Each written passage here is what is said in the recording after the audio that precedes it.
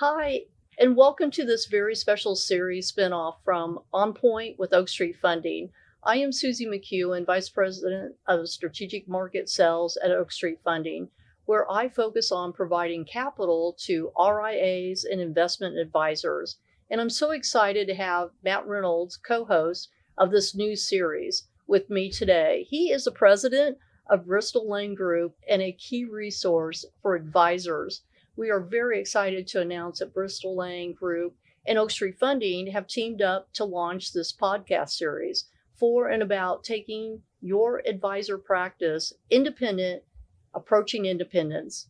We look forward to bringing you multiple episodes on this important topic. And to get started, I want to provide you with a high level of who Oak Street is. We're a non-SBA lender. We are a conventional lender, which allows us to be a little bit more creative.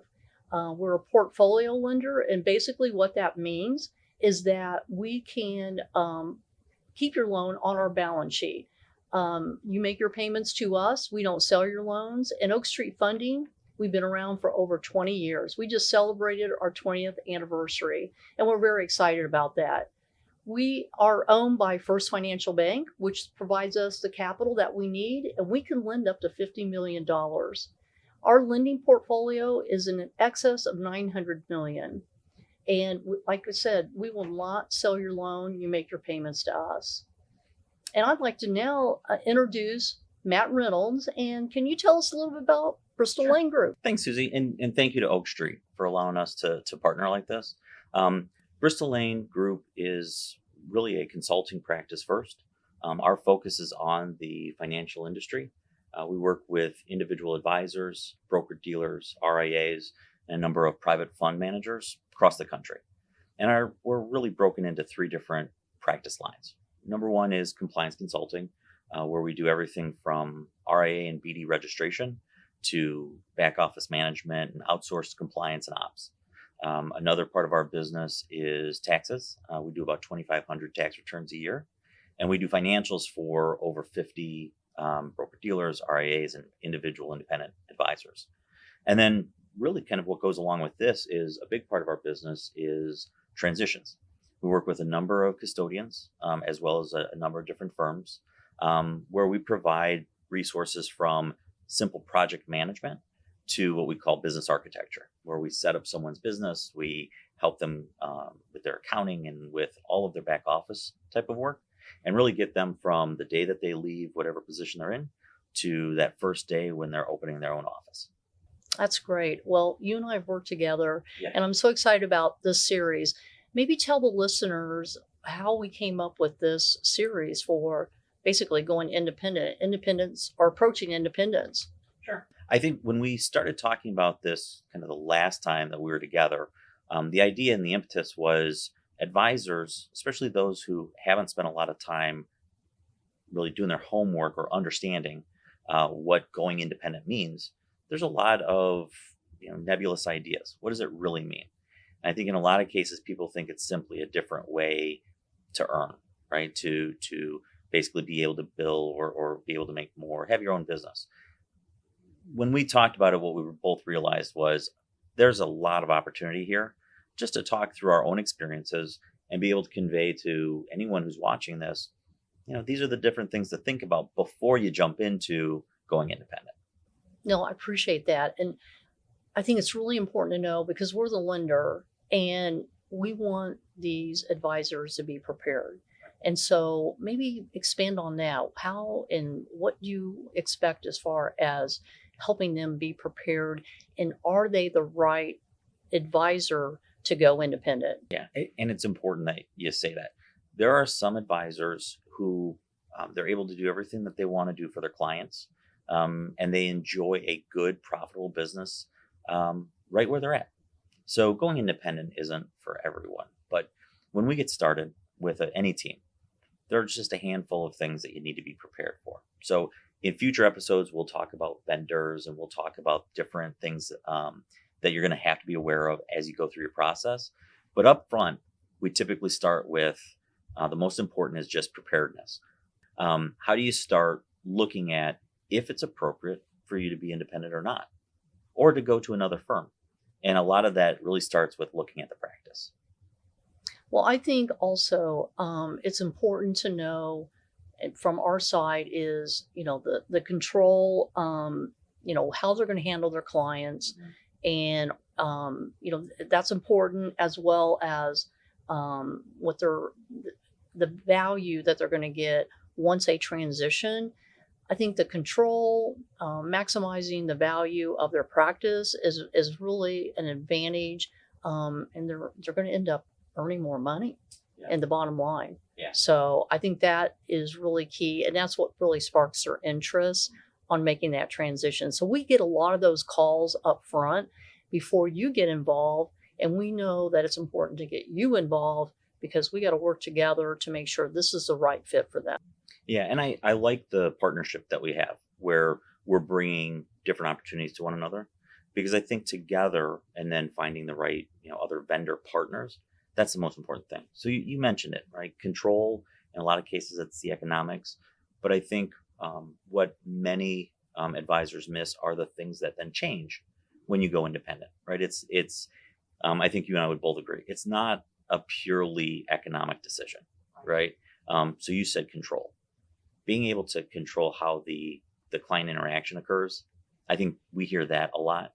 But then what changes? And we hear a lot of, it's not just I have to go from being a practice manager to being a business owner, Yes. but the culture of your whole practice, right? And how you work together.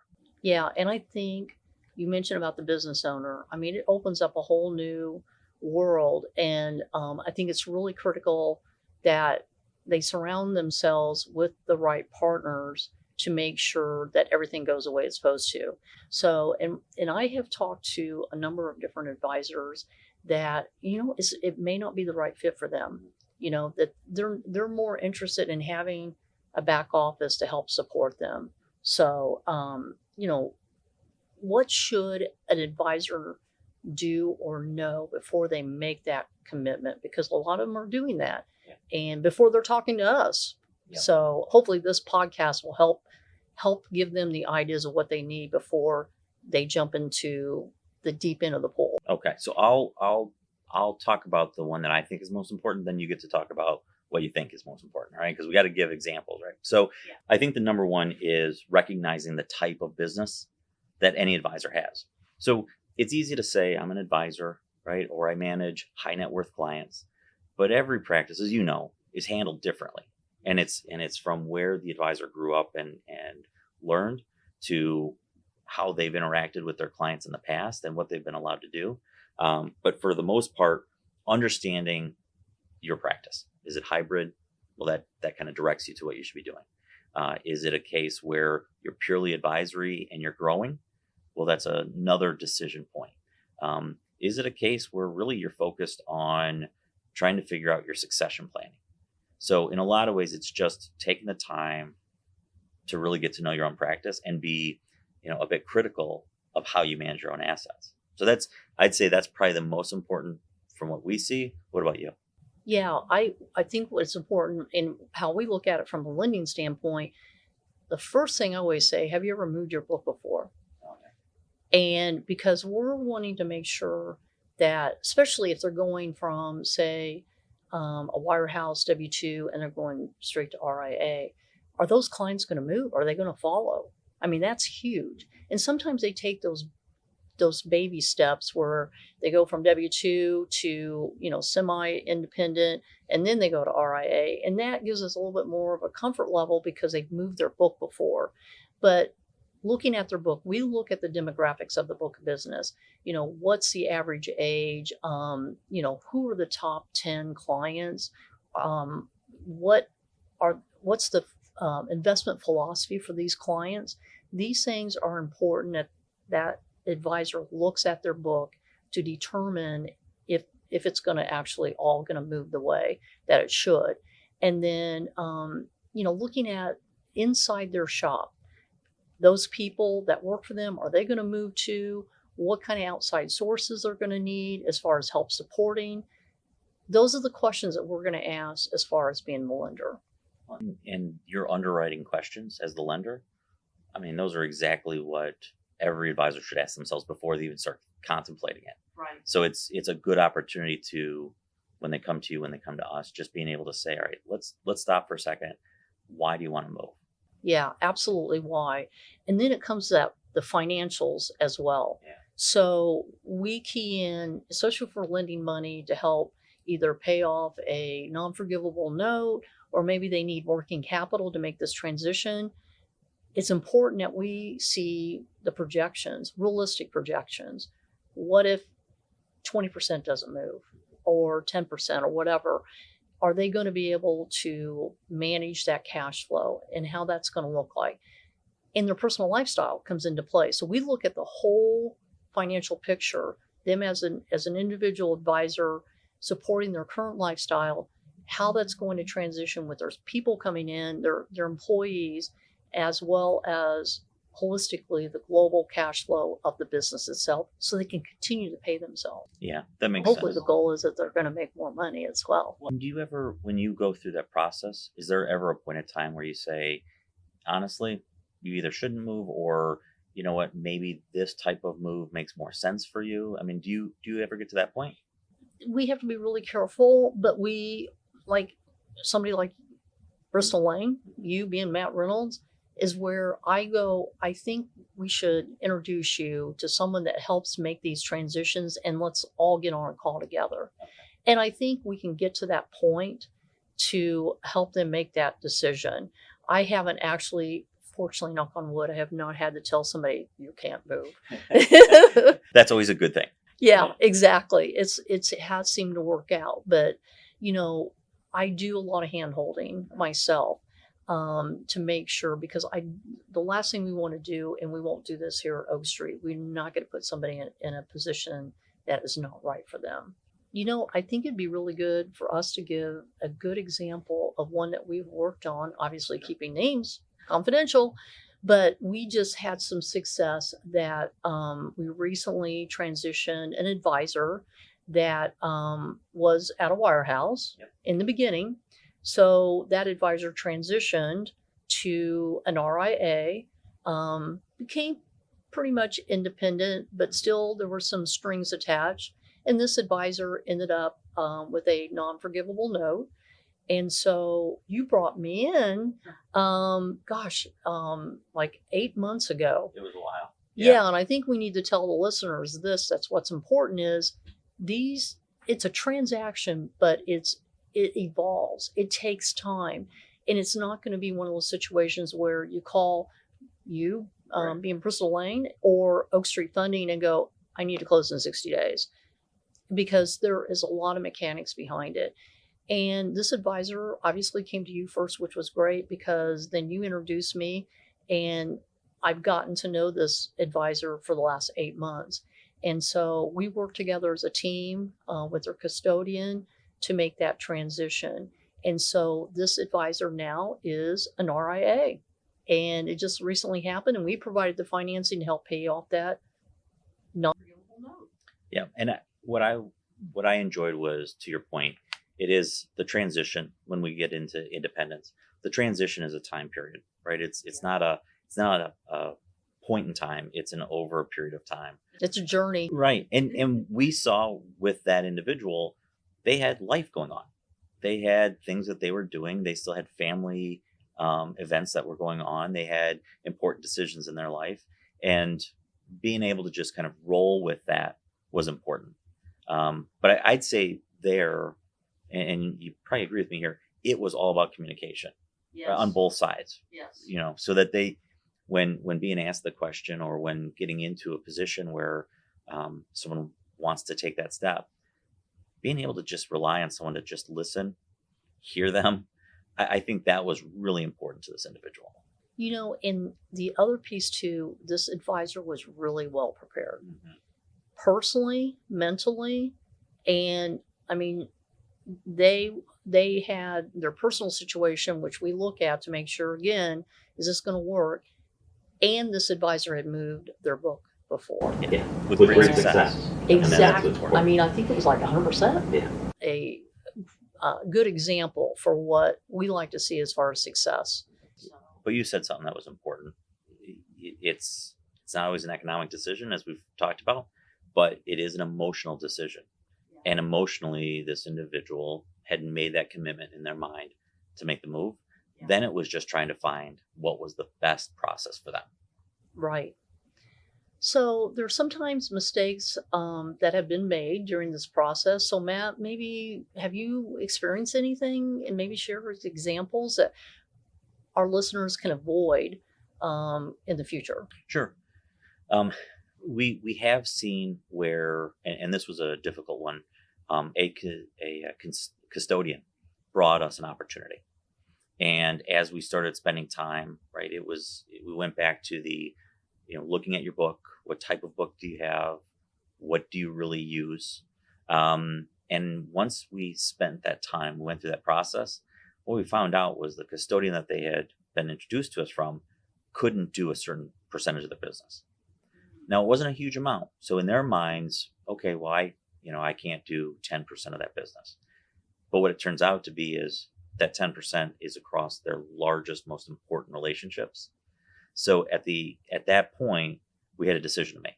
Either the advisor was going to stop being able to provide that to their client, or more importantly, we got on a phone call with the custodian trying to figure out how to create that solution. And at the end of the day, and I will say that the major custodians really do work for their advisors.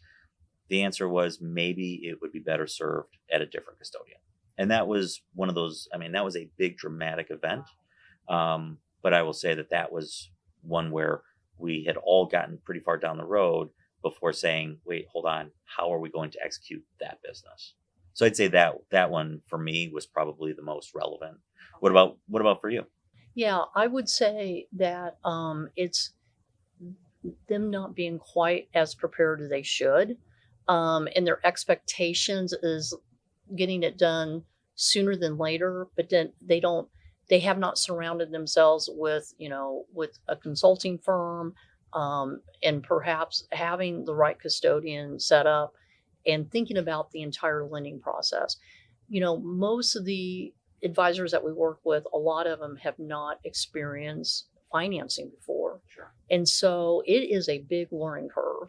And that's why I think we do a great job here at Oak Street Funding, because we're all of our services are under one roof. Here we are today. We have in-house legal, servicing, processing, and so I'm the quarterback that helps them get from point A to point Z and beyond that.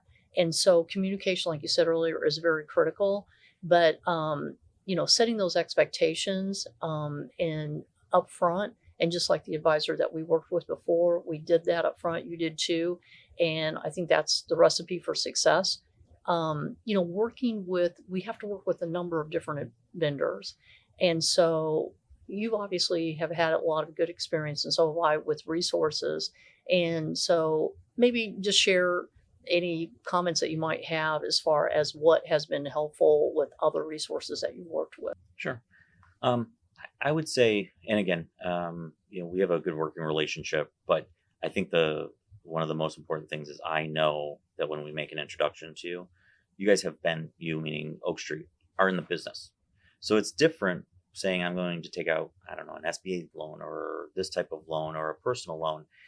You actually understand what an advisor goes through, what they need to do to get free, and what they're kind of buying into, right, when they start their own business. So from our perspective, it's surrounding ourselves with great, just other partners, right? And I don't know, and I don't know any other way to say it other than partners, because we end up working together, just like we have in the past with, a custodian process or an exiting firm process, whatever it is, you end up having to really rely on each other. Right. So what I'd say is probably one of the most important things is making sure that from a vendor perspective, from a partner perspective, it's people who know exactly what your business looks like and how to get you to where you want to be. Right. And there's so many consultants. Mm-hmm. There's so many lenders out there. And I think that the listeners need to really understand is that whoever they work with, that they understand how revenue works with a RIA, if they're 1099, and because I've been in the lending business for a long time, and banks will think they understand how to do the financing, but it's really important that they understand that it's a cash flow type business, and that the lender, we can't take a building as collateral. It's the future fee revenue of the book of business. And so understanding what makes up that book of business is going to be really important. So, and as some lenders out there will put a lien on a house, that's something that we won't do. It's the business that we look at as far as the cash flow. Well, Matt, hey, thanks for sharing these resources with us. And I'd like to add just a reminder that Matt at Bristal Lane Group and us at Oak Street Funding are also great resources for whatever stage of independence you are at. We can be a part of your journey from the beginning, even before you take out the financing, which I highly recommend to reach out to us in the beginning and reach out to Bristal Lane. To help you prepare for that day when that day comes. And sometimes that may take, 6 months. It may take as long as 18 months. Sure. Do you agree? Yeah, no, I agree. And I think an important part is reaching out, getting information, just learning about the process. It doesn't cost you anything. It just gives you an opportunity really to learn. And I think one of the things that we have in common is it's really all about the relationships we develop. So we would love to be part of that, kind of helping an advisor make the right decisions, but also getting started in the ground floor. So Susie, we talked about different resources that people need, but from your experience, when an advisor is ready, or they think they're ready, or they just want to learn more, what are the things that they need to come to you prepared with just to be able to have that initial conversation? Yeah, I think just making that phone call and starting that conversation, have your house in order. I always say that, meaning that if you're ready to kind of start that move, make sure your personal situation, because we do look at minimum credit score, we look at the ADV, and it is somewhat about character. And we will help generate some of those questions as well, but have, have an idea of what you think you're going to end up doing as far as a timeline. This may be a little bit too soon, but projections are going to be really important. A lot of times like, oh, I need to do projections. And I'm like, the reason we want projections is because you're going to look a lot different than you do now. You're especially if you're coming from like W-2, those expenses, they need to understand. That's why we need your help. Yeah. And we spend a lot of time on the pro forma or helping an advisor figure out, what does future state look like? Yeah. And that's an important part where we spend a lot of time together. Right. And this is kind of simple, but we want them to have at least 5 years experience. Sure. Yeah. We like the seasoned advisors that have been around, and they've had their clients for a long time, but they're ready to take it to the next level. And so that phone call can always be way in advance. And I think it's the best way for them, the advisor, to get to know us. And I always say this, it gives us a chance to get to know you and then get you involved as well. All right. So one more question. When it comes to, we'll be talking about structures and different types of how to be in business as an advisor in one of our future episodes. But right now, if an advisor is considering making a move, and they want to maybe perhaps buy another book or go into buying an RIA to aggregate assets, is that something that you guys help with? Oh, absolutely. We want to build long-term relationship with our borrower. So it's not a one-stop, one transaction situation. And I end up asking the question, what is your 5 to 10 year timeline? What are your goals? What are you trying to achieve? And I get a sense of, we provide succession financing, working capital, expansion, and obviously acquisition. So we actually, I would say we probably do, out of all of our borrowers, 1 out of 3 transactions is like a second transaction to the borrower. So 33% of my borrowers come back for something else as far as needing financing. And being a portfolio lender makes it a lot easier because we've all seen their financial information. We've got most of it, and we're keeping updated. It's a business loan, so they got to update their financials quarterly or on an annually basis, depending on the size of the loan. And our underwriting team, our processing team goes, yes, we know this advisor. We've been working with them. So the second and third transaction is much easier, and we can turn that around really quickly. So we want to grow with them. That is the whole point. And I hope we get to talk about that more in future episodes. Yeah. I think one of the teasers will be something I found out is, as you guys are helping people get that financing, you're also spending time with the economics of the deal itself. Yes. So in some cases, when an advisor will come to us and say, I have this deal and I want to get this done, do you think it's a good deal? Well, we have to kind of go off of history, right? What are we seeing in the industry and things like that? You guys come at it from a purely economic perspective. Does the deal make sense? And I think that's something that our viewers hopefully will get a chance to see in the future. Absolutely. Great stuff. Yeah. No, I'm excited. This has been great. Again, I'd like to take the time to thank you, Susie, thank Oak Street for putting together and working together to create something so important and valuable for our advisors who are approaching independence. Well, thank you, Matt. This has been so fun. It was really fun working on this last transaction together. And we look very forward. Stay tuned for more from the Approaching Independence series, and send us your questions that you might have, and that way we can answer in future episodes.